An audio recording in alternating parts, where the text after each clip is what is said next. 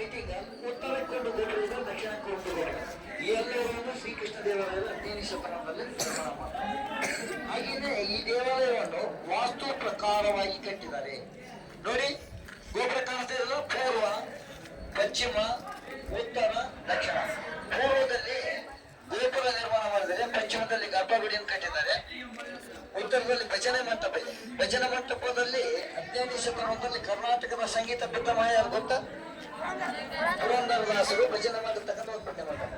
ಹಾಗೇನೆ ಇದು ದಕ್ಷಿಣ ಮತ್ತು ಪೂರ್ವದ ಮಧ್ಯ ಭಾಗದಲ್ಲಿ ಪಾಕಶಾಲೆ, ಅಡಿಗೆಯ ಕೊನೆ, ದೇವರಿಗೆ ಪ್ರಸಾದ ನೈವೇದ್ಯ ಮಾಡ್ಲಿಕ್ಕಾಗಿನೇ ನಿರ್ಮಾಣ ಮಾಡ್ತಕ್ಕಂಥ ಪಾಕಶಾಲೆ. ವಾಸ್ತು ಪ್ರಕಾರವಾಗಿ ನಿರ್ಮಾಣ ಮಾಡ್ತಕ್ಕಂಥ ದೇವಾಲಯ ವಿಜಯ ವಿಠ್ಠಲ ದೇವಾಲಯ.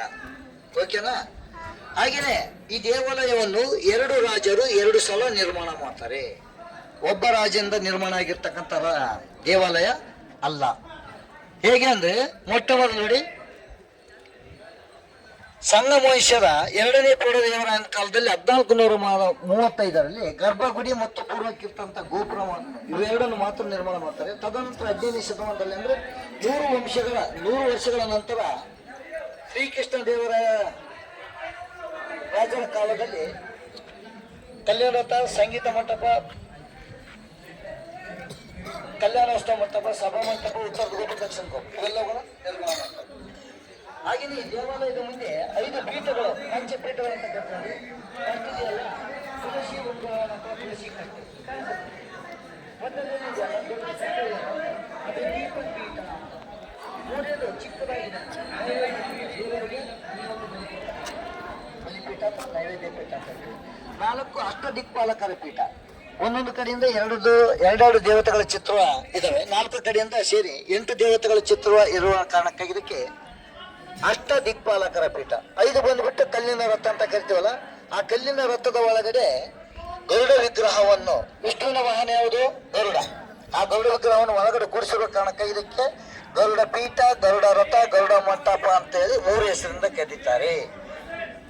ಹಾಗೇನೆ ಈ ಕಲ್ಲಿನ ರಥವನ್ನು ಮಾಡುವ ಉದ್ದೇಶ ಏನಂತಂದ್ರೆ ಮೇಡಮ್, 15ನೇ ಶತಮಾನದಲ್ಲಿ ಶ್ರೀಕೃಷ್ಣ ದೇವರಾಯರು ಒರಿಸ್ಸಾದ ಮೇಲೆ ಯುದ್ಧ ಮಾಡ್ಲಿಕ್ಕೆ ದಂಡಯಾತ್ರೆ ಅಂತ ಹೋಗ್ತಾರೆ.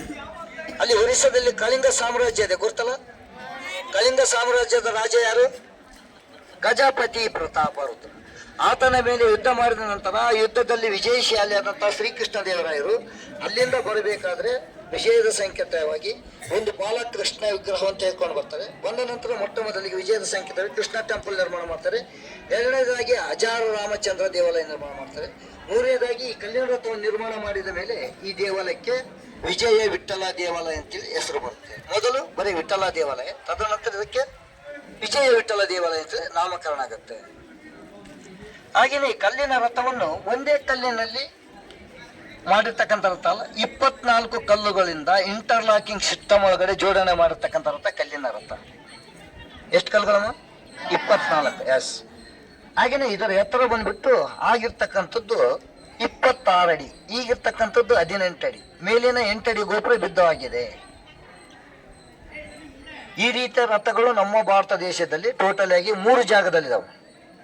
ಫಸ್ಟ್ ಬಂದ್ಬಿಟ್ಟು ಒರಿಸ್ಸಾದ ಕೋನಾರ್ಕ ಸೂರ್ಯ ದೇವಾಲಯ, 2ನೇದು ಬಂದ್ಬಿಟ್ಟು ತಮಿಳುನಾಡಿನ ಮಹಾಬಲಿಪುರಂ, 3 ಕರ್ನಾಟಕದ ವಿಜಯ ವಿಠ್ಠಲ ದೇವಾಲಯ ಹಂಪಿ. ಹಾಗೆಯೇ ಈ ರಥದ ಸುತ್ತಲೂ 15ನೇ ಶತಮಾನದಲ್ಲಿ ನೈಸರ್ಗಿಕ ಕಲರಿಂದ ಪೇಂಟಿಂಗ್ ಮಾಡಿರ್ತಕ್ಕಂಥ ಪೇಂಟಿಂಗ್ಸ್ಗಳದ್ದು, ಅವು ಮಳೆ ಗಾಳಿ ಗುಡುಗು ಚಡಿಲಿಗೆ ಎಲ್ಲ ಹೋಗ್ಬಿಟ್ಟು ಸ್ವಲ್ಪ ಉಳ್ಕೊಂಡಿವೆ. ಗ್ರೀನು, ರೆಡ್ಡು, ಯೆಲ್ಲೋ ಕಲರ್ಸ್ ಉಳ್ಕೊಂಡಿವೆ. ಅವು ನ್ಯಾಚುರಲ್ ಪೇಂಟಿಂಗ್, ಎಲೆಗಳ ರಸಗಳಿಂದ, ಹೂವಿನ ರಸಗಳಿಂದ, ತರಕಾರಿಗಳ ರಸಗಳಿಂದ, ಹಣ್ಣಿನ ರಸಗಳಿಂದ ಜ್ಯೂಸ್ ತೆಗೆದು ಪೇಂಟಿಂಗ್ ಮಾಡಿರ್ತಕ್ಕಂಥ paintings, old paintings, natural paintings. ಹಾಗೆಯೇ ಈ ರಥ ಅಂದಿನಿಂದ ಇಂದಿನವರೆಗೂ ಮುಂದಕ್ಕಾಗ್ಲಿ ಹಿಂದಕ್ಕಾಗ್ಲಿ ಮೂಮೆಂಟ್ ಆಗಿರ್ತಕ್ಕಂಥ ರಥ ಅಲ್ಲ. ಶೋಗಾಗಿ ಒರಿಸ್ಸಾದ ವಿಜಯದ ಸಂಕೇತವಾಗಿ ಶ್ರೀಕೃಷ್ಣ ದೇವರಾಯರು ಈ ರಥವನ್ನು 15ನೇ ಶತಮಾನದಲ್ಲಿ ನಿರ್ಮಾಣ ಮಾಡ್ತಾರೆ. ಓಕೆನಮ್ಮ? ಹಾಗೇನೆ ಆ ಮಂಟಪ ಬಂದ್ಬಿಟ್ಟು ಸಂಗೀತ ಮಂಟಪ ಅಂತ. ಈ ಸಂಗೀತ ಮಂಟಪದ ಒಳಗಡೆ 56 ಕಂಬಗಳಿವೆ. ಸಂಗೀತದ ಕಂಬಗಳು 56 ಇದ್ದಾವೆ. ಅವುಗಳಲ್ಲಿ 14 ಪಿಲ್ಲರ್ಗಳು ಬಿದ್ದೋಗಿವೆ. 56 ಕಂಬಗಳಲ್ಲಿ 56 ವಾದ್ಯಗಳ ಸೌಂಡ್ ಬರುವ ಹಾಗೆ ಕೆತ್ತನೆ ಮಾಡಿರ್ತಕ್ಕಂಥ ಒಂದು ಮಂಟಪ ಸಂಗೀತ ಮಂಟಪ, ವಿಶೇಷವಾದ ಮಂಟಪ, ಯುನೆಸ್ಕೋ ಸೈಟ್ ಅಂತ. ಚಿನ್ನಾದೇವಿಯವರು ಡ್ಯಾನ್ಸ್ ಮಾಡಬೇಕಾದ್ರೆ 15ನೇ ಶತಮಾನದಲ್ಲಿ ಕಲಾವಿದರು ಅಂತ ಗೊತ್ತು, ಸಂಗೀತ ಬಾರಿಸ್ತಾ ಇರ್ತಾರಲ್ಲ, ಅವರು ಗಂಧದ ಕಟ್ಟಿಗೆಯಿಂದ, ಸ್ಯಾಂಡಲ್ವುಡ್ ಸ್ಟಿಕ್ ಗಂಧದ ಕಟ್ಟಿಗೆಯಿಂದ ಮಧ್ಯದಲ್ಲಿ ಚಿಕ್ಕ ಚಿಕ್ಕ ಪಿಲ್ಲರ್ ಕಾಣಿಸಲ್ಲ, ಕಂಬ ಇದ್ದಂಗೆ ಇದಾವಲ್ಲ ಸಣ್ಣ ಸಣ್ಣ, ಆ ರೀತಿಯ ಪಿಲ್ಲರ್ಗಳು ಇದಾವಲ್ಲ ಮಧ್ಯದಲ್ಲಿ, ಆ ಪಿಲ್ಲರ್ಗಳ ಮೇಲೆ ಗಂಧದ ಕಟ್ಟಿಗೆಯಿಂದ ಬಾರಿಸಿದ್ರೆ ಅದು 500 ಮೀಟರ್ ದೂರದವರೆಗೆ ಸೌಂಡ್ ಬರ್ತಾ ಇತ್ತು. ಆ ರೀತಿಯಲ್ಲಿ ನಿರ್ಮಾಣ ಮಾಡ್ತಕ್ಕಂಥ ಮಂಟಪ ವಿಶೇಷವಾದ ಮಂಟಪ, ಸಂಗೀತ ಮಂಟಪ.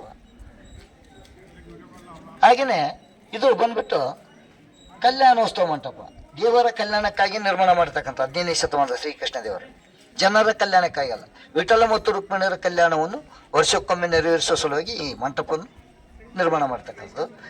ಇಲ್ಲಿ ಕಾರ್ನರ್ ಪ್ಲೇಸಲ್ಲಿ ಒಂದು ಇದಿದೆ ನೋಡಿ, ಸಭಾ ಮಂಟಪ ಅಥವಾ ಮೀಟಿಂಗ್ ಹಾಲ್.